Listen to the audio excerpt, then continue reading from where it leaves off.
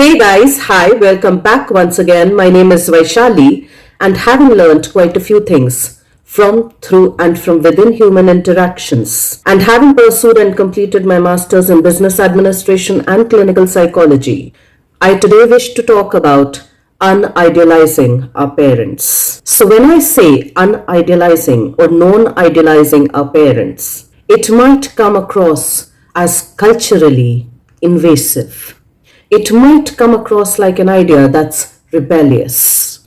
It might come across like an idea that may not necessarily feel good. And it might also come across like an idea that, on a very subconscious level and to a degree to some conscious level, is culturally, personally counterintuitive as well. So many of us, when we grew up, at least in my own age bracket, which is 40s and beyond, and maybe some people even in their 30s, grew up with the cultural idea, grew up with the cultural indoctrination that parents need to be placed high up on the pedestal, that parents somewhere need to be treated like gods, and that they need to be idealized like superhumans. And of course, while we are growing up, while we are these little kiddos, while we are these little kids, given a lot of things that we can't really do physically, given that almost all the time we are completely, haplessly, and hopelessly dependent on them for our physical and our psychological well being, for our physical and our psychological survival, and given the cultural messages that float around, we kind of begin to put our parents on a pedestal that's way high up here. And invariably, when we do that, especially in the first 5, 7, 8 years of our lives, wherein the foundations of our subconscious and our beliefs are getting laid and formed, we kind of begin to carry that idea and that ideology forward in our lives. Now, even though on some conscious level, as we are growing up, after we have crossed the spectrum of 6, 7, 8, 9 years, we may cognitively begin to realize that our parents are not gods, that our parents are not superhumans, that our parents are humans, at times messy and at times awesome as well. The subconscious, the belief system has already been put in place. And at times, much later in life, we might hear people telling us that I had the most perfect childhood.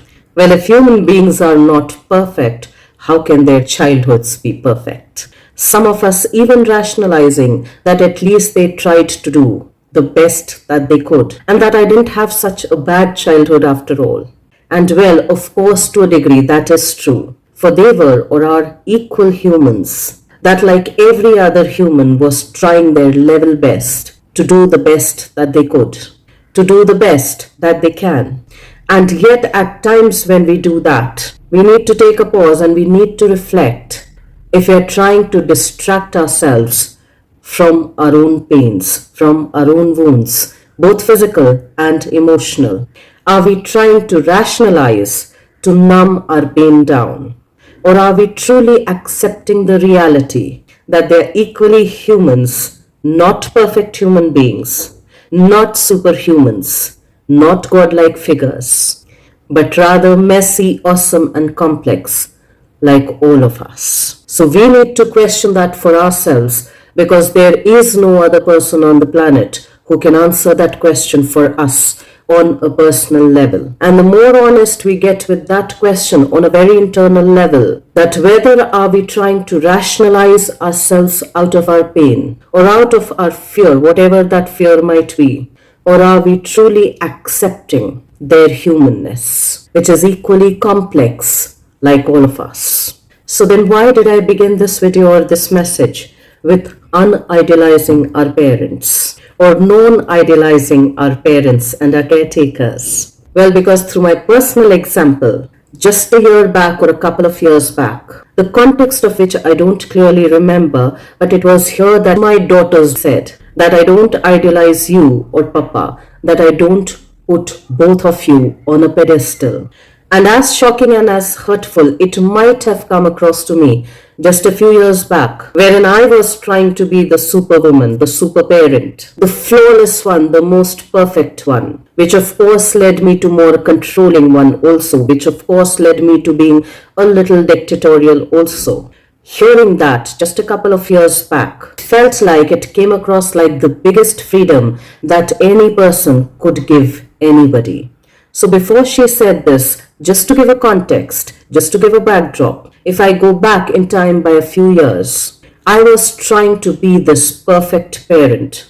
I was trying to be this flawless creature, this flawless parent, this superhuman, which of course translated into me being all worked up, a little more on the edge most days, leading me into feeling a lot more exhausted and thereby a little out of control too, which then resulted into some kind of anger issues, which at times were expressed out and at times were suppressed, were repressed, all of which cumulated and showed up as some kind of physical ailments as well, like having muscle stiffness, having muscle spasms, having a lot of muscle pains and cramps, having to deal with constipation, and having to deal with low blood pressure and low sugar also on some days, which of course then aggravated the psychological issues, which then of course aggravated the physical issues, quite naturally resulting in a relationship that was dealing with a lot of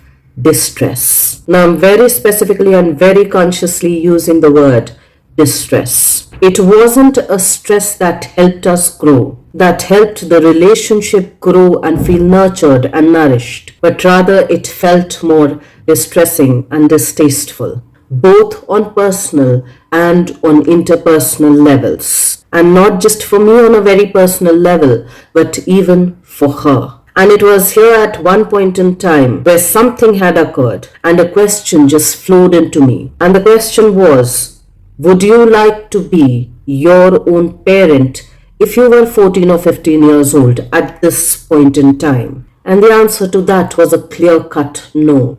And having that realization, it was then my job to start working differently, to build a different kind of a relationship, because I was the elder, the grown-up, the caretaker of that relationship. For it was not my daughter's job, who was in her teens, to take care of the emotional burdens, to take care of the psychological baggages of her parent. And of course, the transformation of the relationship, the change of the relationship dynamic did not happen immediately as soon as I realized it, but it took its own time. Wherein after a few years, when my daughter told me that I see you just like any regular human being who's equally awesome, equally flawed, can most days be a joy to be around and at times can be equally grumpy, can be equally moody, and that mood might not be pleasant all the times, can get or try to get a little controlling at times too. I breathed.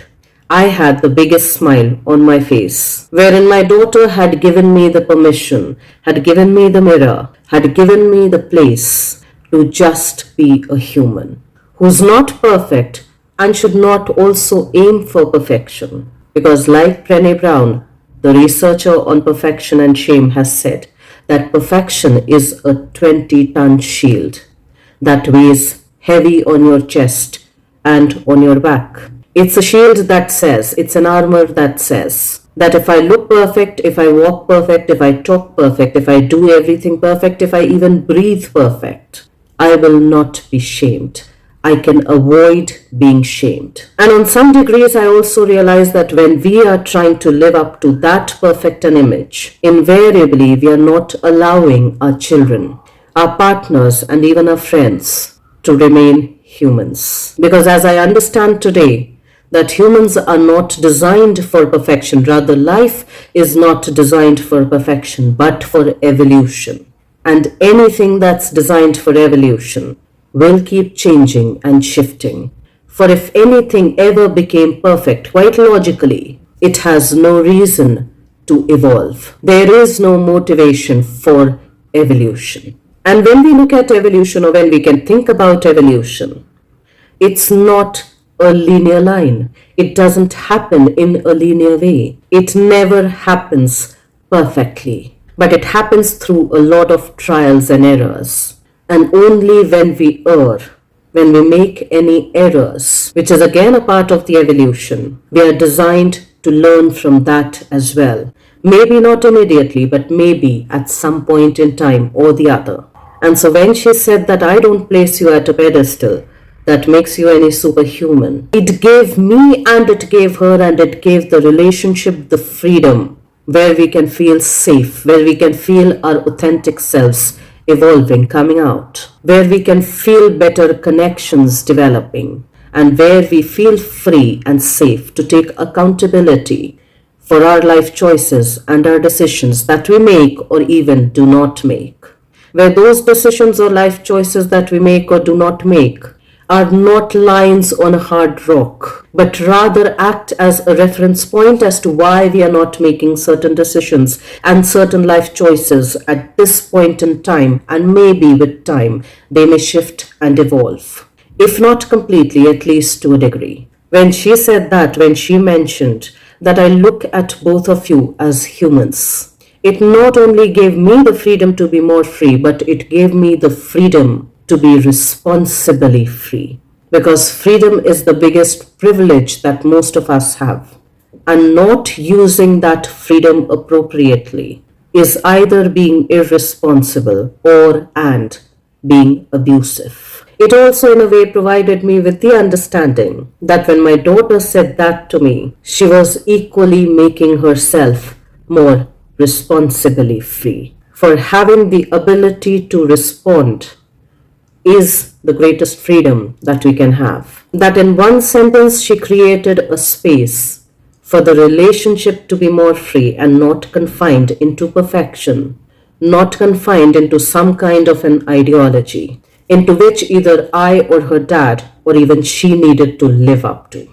When she said that, in hindsight, I also realized that I did not have to be, nor my parents, nor my daughter, none of us have to be superhumans. But actually being human in itself is super. And that made a whole lot of a difference. And in a way, it provided a lot of space and pace for our relationship to evolve, which, in my understanding, it will keep happening for as long as we both live, or at least either of us lives. It was here in this moment that my daughter made me realize the importance, the privilege of just being a human, which in itself is super. The choices that one gets to make, the trials and errors that we get to experience by being just humans. And it becomes important to mention here that since as humans who are constantly evolving, consciously or non-consciously, deliberately or not so deliberately, we learn through trials and errors,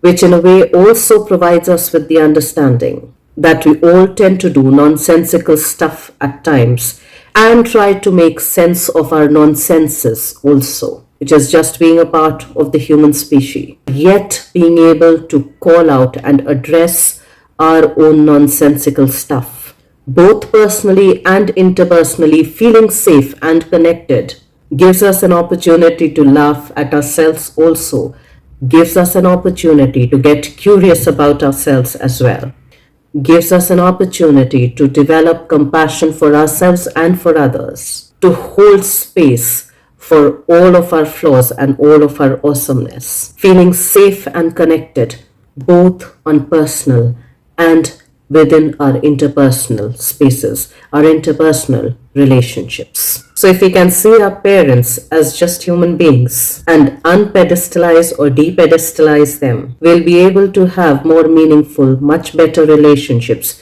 more secure relationships, not just with our parents, but with ourselves and even with our kids as well. For if we do not do that, it creates a false sense of security. It leads to us having unrealistic expectations. It can lead us into us finding flaws almost all the time in somebody else, or trying to avoid the flaws altogether completely.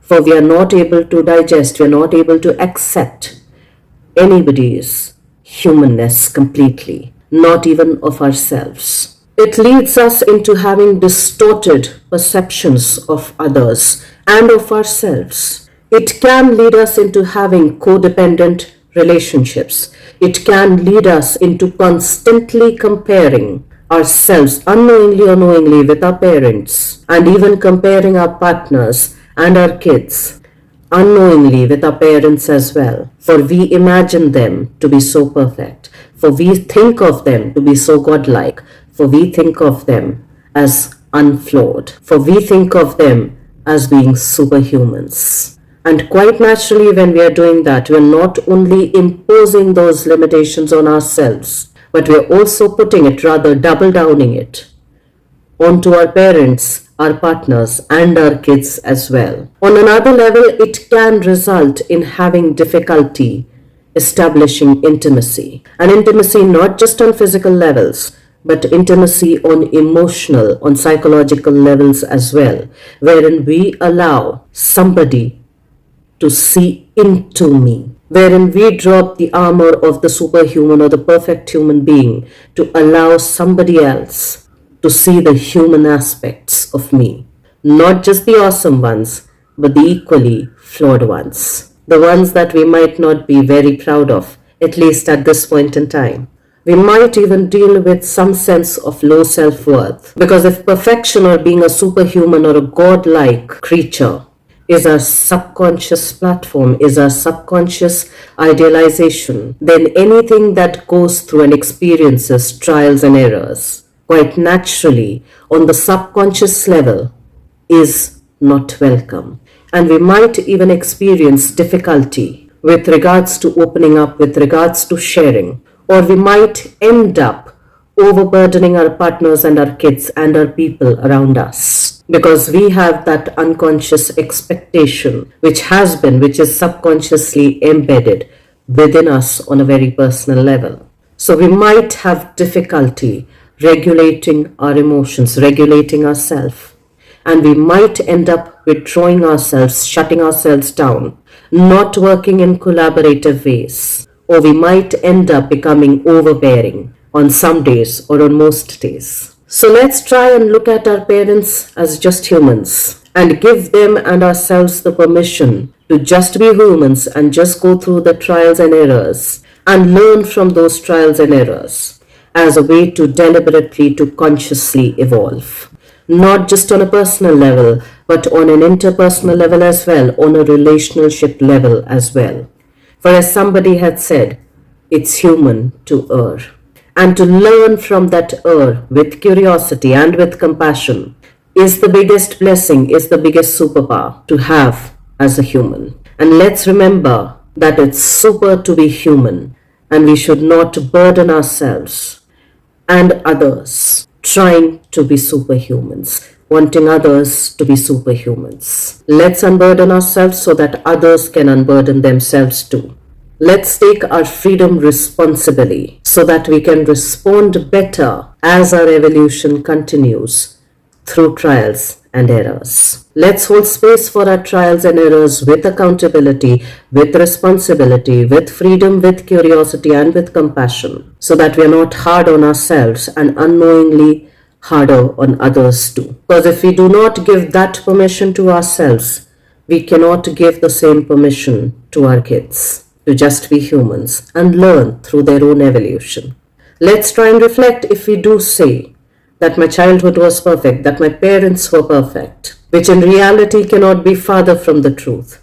But if we do knowingly or unknowingly say that, what are we trying to defend on a very personal level? And after that, on a very interpersonal level as well. Let's even reflect when we do say, or at least try and rationalize, that our parents are humans and they were just trying to do their best. Are we saying that to minimize our own discomfort with pain? Or are we saying that as an honest reality check, which internally on a very sensory level makes us feel more free, makes the relationship more free? And just to give it some context, I had come across these beautiful 4 lines to be able to objectively, realistically, discerningly look at our own subconscious beliefs.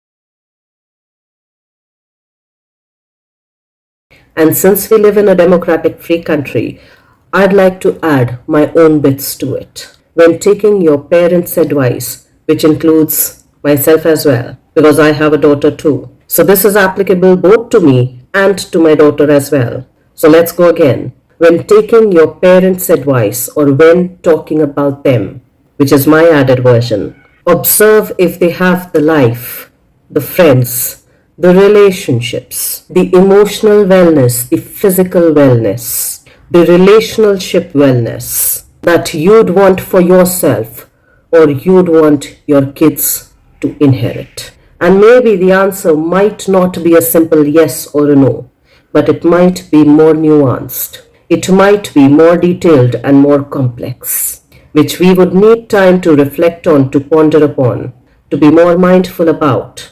Let's try and observe that. Let's try and ponder upon that as well. For the quality of our lives depends on the quality of our relationships. Beautifully stated by Esther Perel, who is one of the leading experts, the leading therapists in the world of human relationships.